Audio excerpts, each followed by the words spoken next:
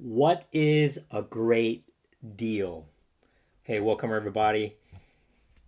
Here to show you how to do the work. The very first thing that you need to figure out is what is the average yield of that zip code. And so I'm using the zip code experts spreadsheet here. And so my zip code here, the average yield is 5%. So anything above that is going to be a great deal. Now, what do I do here?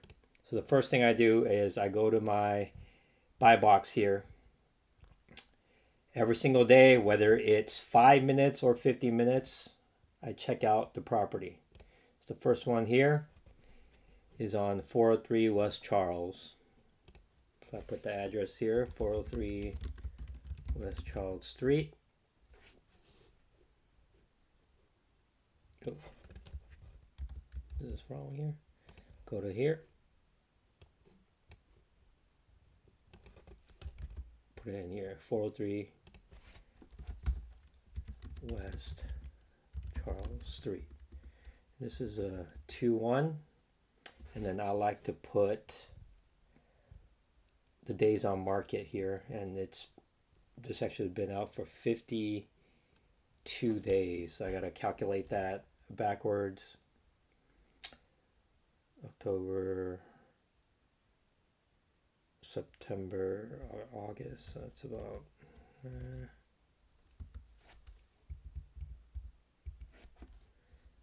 15,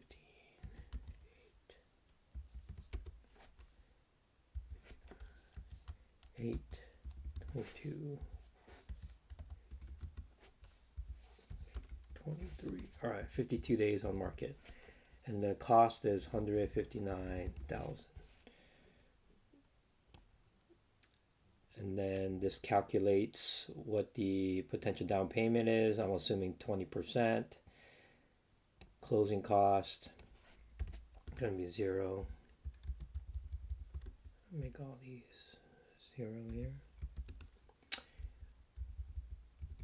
So cash 38,000. Well, first I got to see if the condition of the house here. So I usually take a look at the pictures before I have my team actually physically take a look at it. So, it looks like it's rent ready, pretty much. I mean, everything doesn't look that bad here. I know this zip code really well, and so it's a pretty good neighborhood. All right, so probably 0 closing cost or repair cost there. And then the next thing that I want to do is figure out what the rent will be. So in Zillow, if you usually scroll down here, there is sometimes it'll give you the average rent.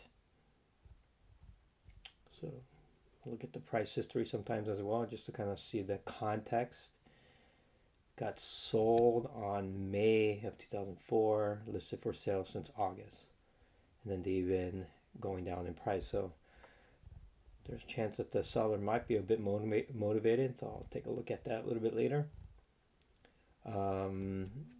This is really nice to give you the comps of the area, the ARV. Or some houses that are, a few houses down is 228, across the street 167. So gives you a little context there.